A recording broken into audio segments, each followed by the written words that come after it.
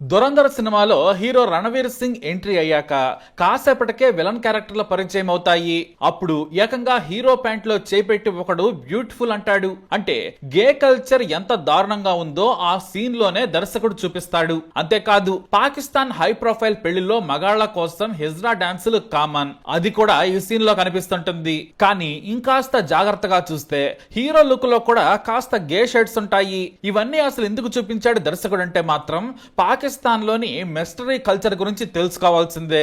దీని గురించి చెప్పుకోవాలంటే పాకిస్తాన్ కు చెందిన ఓ హిజ్రా కార్యకర్త హీనా బలోచ్ కొన్నాళ్ల క్రితం ఓ బాంబు పేల్చారు. మా పాకిస్తాన్ లో ఎవ్వరూ దీన్ని ఒప్పుకోరు, కానీ 80% గేలు, మిగతా 20% బైసెక్చువల్ అని చెప్పారామె. కానీ ఎవరూ ఆ విషయం గురించి ఒప్పుకోరు. అసలు స్ట్రైట్ అనే మనిషి పాకిస్తాన్ లో లేడంటారు హీనా. అది వాస్తవం, కానీ లెక్కలుండవు. పాకిస్తాన్ లో మతాన్ని బలంగా విశ్వసిస్తారు, కానీ నమ్మడం కంటే అమ్ముకోవటమే అక్కడ ఎక్కువ. పాకిస్తాన్ లో ఏ మగాడి శీలం ఆడవారితో పోదంటే నమ్మగలరా? తమ కజిన్స్ తోనో తమ శీలాన్ని చిన్న వయసులోనే పోగొట్టుకుంటూ ఉంటారు. అది అక్కడ చాలా కామన్. తెలిసినా కూడా ఎవరో పట్టించుకోరు. అందుకే దురంధర్ లో ఈ దుర్గంధమైన సీన్ ను ఓపెనింగ్ లోనే దర్శకుడు చూపించాడు. పైగా క్రిమినల్స్ లో 180% మంది స్వలింగ సంపర్కులే ఉంటారు. గే పాకిస్తాన్ పేరుతో బీబీసీ ఎప్పుడో ఆ దేశంలోని రహస్య రిలేషన్ గురించి పెద్ద సంచలన కథనం రాసుకొచ్చింది. అంతేకాదు పాకిస్తాన్ స్వలింగ సంపర్కుల స్వర్గధామం అంటారు. మరీ ముఖ్యంగా కరాచీ నగరం. ఇక్కడ మగాళ్లు అందంగా కనిపిస్తే చాలు మరో మగాడి కళ్ళు తాకుతూ ఉంటాయి. చేతులతో స్పర్శించి తమ మెసేజ్ ను క్లియర్ గా చెబుతారు. ఇక ఆన్లైన్ గే కమ్యూనిటీలో అయితే కోట్ల మంది ఉంటారు, కానీ ఎక్కడా కూడా బయటపడరు. అలా అని ఎవరికీ తెలియంది కాదు, అందరికీ అన్నీ తెలుసు. అందుకే గే శృంగారానికి పాకిస్తాన్ స్వర్గం లాంటిది, కానీ రిలేషన్షిప్ కు మాత్రం నరకం లాంటిది. ఎందుకంటే మతాచారాలు, తమ మత ఆచారాల ప్రకారం అది నిషేధం. పైగా తమ దేశంలో కఠినమైన చట్టం కూడా ఉంది. ఎవరైనా సరే స్వలింగ సంపర్కులుగా ఉంటే క్షమించదు, కానీ చట్టం అమలు చేసే మంత్రులు కూడా గేలే. పోలీసుల నుంచి సైన్యాధికారుల వరకు చాలా కామన్. ఈ మధ్య ఓ వీడియో కూడా వైరల్ అయింది. ఓ కుర్రాడు జోరుగా తన బాయ్ ఫ్రెండ్ కు బుర్కా వేసి బైక్ మీద వెళుతుండగా పోలీసులు ఆపారు. బుర్కా తీసి చూస్తే కుర్రాడు. ఇలాంటి సీన్లు అక్కడ కామన్ గానే ఉంటాయి. ప్రతి ఒక్కరూ గేగానే ఉంటారు. ఇక కుటుంబ పెద్దలు బయట ఏం చేసినా ఒప్పుకుంటారు, కానీ వయసులోకి రాగానే మహిళలనే పెళ్లి చేసుకోవాలి. ఒక్కొక్కరు ఇద్దరు లేదా ముగ్గురిని పెళ్లి చేసుకుంటారు, 10 మంది సంతానాన్ని కంటారు. కానీ బయట మాత్రం మగాళ్ళనే ఇష్టపడతారు. ఇదే వారి జీవితం.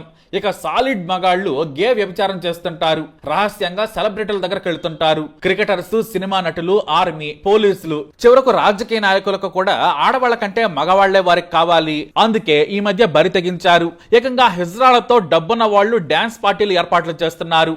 అందరికీ తెలిసిన ఈ రహస్యం దశాబ్దాలుగా సాగుతోంది. పాకిస్తాన్ కంగాలీగాళ్ల గురించి బ్రిటిష్ పాలకులు నాడే గుర్తించారు. పేరుకు మతం పేరుతో వేరంగం సృష్టిస్తారు. కానీ కరాచీ, ఇస్లామాబాద్ లాంటి నగరాల్లో ఏకంగా స్వలింగ సంపర్క శృంగారం విచ్చలవిడిగా పెరగడంతో బ్రిటిషర్లు కఠినమైన చట్టం తీసుకొచ్చారు. సెక్షన్ 377 చట్టంతో కఠిన నిషేధం విధించింది.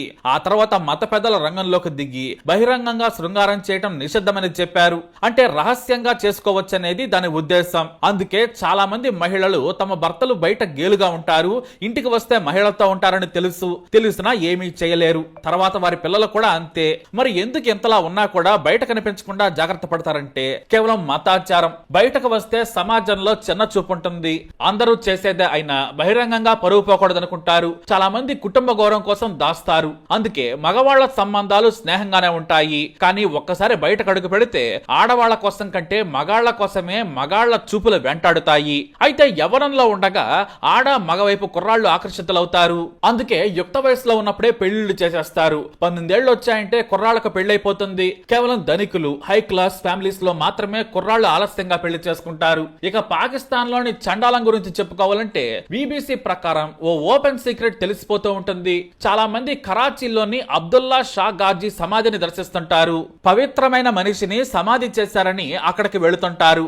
అయితే ఇక్కడే ఉంది కిటుకు. అందరూ అక్కడికి ప్రార్థనలు చేయడానికి వేల మంది గుమ్ముగుడతారు. కానీ కేవలం అది సాకు మాత్రమే. అక్కడే మగాళ్లకి మగతోడు కోసం కలుసుకుంటూ ఉంటారు. చేతిలో చేసుకుని మాట్లాడుకుంటారు. స్నేహంతో పాటు రహస్య ప్రాంతానికి వెళతారు. అక్కడే చీకటి పడితే చెట్ల చాటున ఇతర ప్రాంతాల్లో బహిరంగంగానే చేస్తుంటారు. పవిత్రమైన ప్రదేశంలోనే ఇలా చేస్తున్నారంటే సిట్యువేషన్ అక్కడ ఎంత దారుణంగా ఉందో అర్థం చేసుకోవచ్చు. ఆ ప్రదేశం గురువారం రోజు సాయంత్రం పూట గేలతో కిక్కిరిసిపోతుంది. ఎందుకంటే శుక్రవారం వస్తే మళ్ళీ పవిత్రంగా ఉండాలనేది నిబంధన.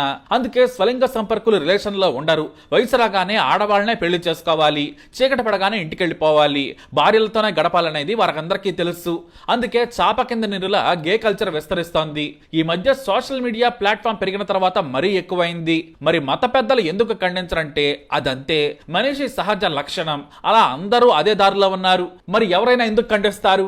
షరియా చట్టం ప్రకారం నిషేధం, తీవ్రమైన శిక్ష వేయాలని కూడా పైకి చెబుతారు, కానీ వెయ్యరు. హై ప్రొఫైల్ వ్యభిచారంలో ఉన్నవారు, అందమైన మగాళ్లు తెగ సంపాదిస్తారు. ఇజ్రాలకు కూడా ఇప్పుడు అక్కడ డిమాండ్ ఉంది. మరీ ముఖ్యంగా డాన్స్ చేసే వారికి. గర్ల్ ఫ్రెండ్స్ ఉంటే నిషేధం, అవసరమైతే ఆడవాళ్లను కొడతారు, కానీ గే బాయ్ ఫ్రెండ్ ఉండే మాత్రం పట్టించుకోరు. ఎందుకంటే మహిళల్లోనే వారి గౌరవం ఉంది. అయితే ఇలాంటి వ్యవహారాలు రోజు రోజుకి పెరిగిపోతున్నాయని పాకిస్తాన్ ప్రభుత్వం 1980లో కఠినమైన చట్టాలు తెచ్చింది, కానీ అమలు సాధ్యపడలేదు. అయితే రెడ్ హ్యాండెడ్ గా పోలీసులకు మగవాళ్లు శృంగారం చేస్తూ దొరికిపోతే అంతే, లంచాలిచ్చి బయటపడాల్సిందే.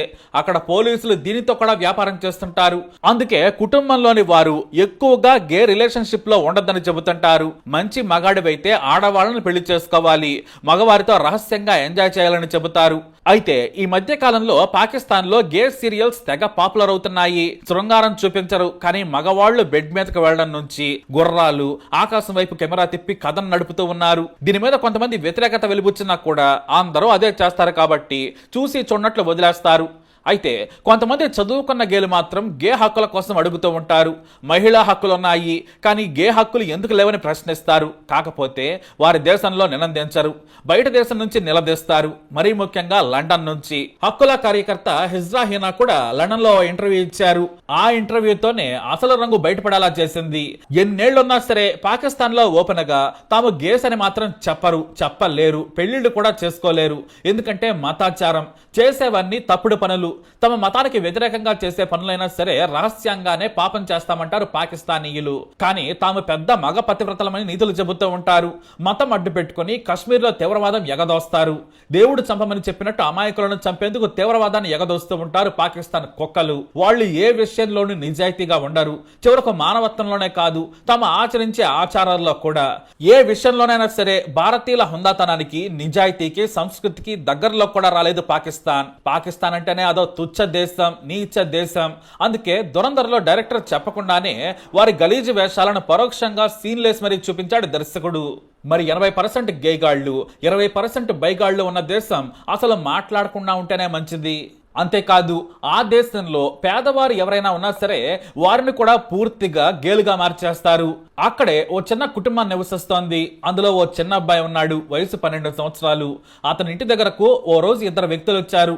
మీ కొడుకుని నగరానికి తీసుకెళ్తాం, చదువు నేర్పిస్తాం, పనిస్తాం, మంచి జీతం ఇస్తామని చెప్పారు. పాపం ఆ కుటుంబానికి తినడానికి సరిగ్గా అన్నం కూడా లేదు. అమ్మ కళ్ళల్లో కన్నీళ్లు, తండ్రి గుండెల్లో బాధ. కనీసం కొడుకైనా బాగుపడతాడని వారితో పాటు పంపించారు. అయితే వాళ్లకు తెలియదు అది చదువు కోసం కాదు, జీవితం నాశనమయ్యే మార్గం. ఆ రోజు ఆ చిన్న బాలుడి జీవితం పూర్తిగా మారిపోయింది. నగరానికి తీసుకెళ్లిన తర్వాత అతనికి కొత్త బట్టలు ఇచ్చారు, కానీ అవి మగవారి బట్టలు కాదు, అమ్మాయిల దుస్తులు. ముఖానికి మేకప్ వేశారు, కాళ్లకు గజ్జలు కట్టేశారు. ముందు నాట్యం చేయమన్నారు. ఆ నాట్యం చేయడం అతనికి ఇష్టం లేదు. అది ఒక అవమానం, అది ఒక బంధనం. అయితే రోజులు గడుస్తున్న కొద్దీ అతనికి డ్రగ్స్ ఇచ్చారు. అవి తీసుకోవాలి, రోజు నాట్యం చేయాల్సిందే. అయితే ఓ రోజు అతను పారిపోవాలని ప్రయత్నించాడు. పట్టుకొని బెదిరించారు. నువ్వు గాని ఇక్కడి నుంచి వెళ్లిపోతే నీ కుటుంబాన్ని చంపేస్తామని చెప్పారు. పాపం ఆ బాలుడికి ఇంకో మార్గమే కనిపించలేదు. వాళ్ళు చెప్పినట్లుగానే నాట్యం చేయడం ప్రారంభించాడు. అంతేకాదు వారు చెప్పినట్టుగా చేస్తూనే ఉన్నాడు. అయితే ఈ దారుణాలన్నీ కూడా వీడియోలుగా తీశారు. మళ్ళీ ఆ వీడియోలతో బెదిరించారు. అతను మెల్లగా ఓ నిజం మాత్రం అర్థం చేసుకున్నాడు. ఇక్కడి నుంచి బయటపడడం అసాధ్యం. అంతే, నిజంగానే అతను బయటపడలేకపోయాడు. అతను కొన్నాళ్లకు పెద్దవాడయ్యాక అతన్ని ఉపయోగించుకుని వాళ్ళు అతన్ని వదిలేశారు. చదువు లేదు, కుటుంబం దగ్గరికి వెళ్లే ధైర్యం లేదు, సమాజంలో స్థానం లేదు. ఇప్పుడు అతను ఒంటరిగా మిగిలిపోయాడు. పేదలుగా పుడితే చాలు. ముఖ్యంగా ఆఫ్ఘనిస్తాన్, పాకిస్తాన్ సరిహద్దు ప్రాంతాల్లో వేలాది మంది పిల్లలు ఇదే పరిస్థితి ఎదుర్కొంటున్నారు. నిజంగా చెప్పాలంటే ఇది ఒక వ్యక్తి కథ కాదు, ఓ ప్రాంతం యొక్క మౌనపు అరుపు. ఎంత నిస్సిగ్గుగా ఆ దేశంలో అరాచకాలు జరుగుతున్నాయి, కానీ వీళ్ళు మాత్రం శాంతి కోసం మేమేదో తెగ ప్రయత్నిస్తున్నామన్నట్టుగా ప్రపంచానికి చాటి చెబుతూ ఉన్నారు. కానీ వీళ్ళ బతుకులన్నీ ప్రతి ఒక్క దేశానికి తెలుసు. మరి ఈ బైగాళ్ళు గేగాళ్ళు ఉన్న దేశం గురించి మీరేమంటారు? మీ అభిప్రాయాన్ని కమెంట్ ద్వారా తెలియజేయండి. ఈ వీడియో అప్డేట్స్ కోసం మా ఛానల్ ఫాలో అవ్వండి, తప్పకుండా సబ్స్క్రైబ్ చేసుకోండి.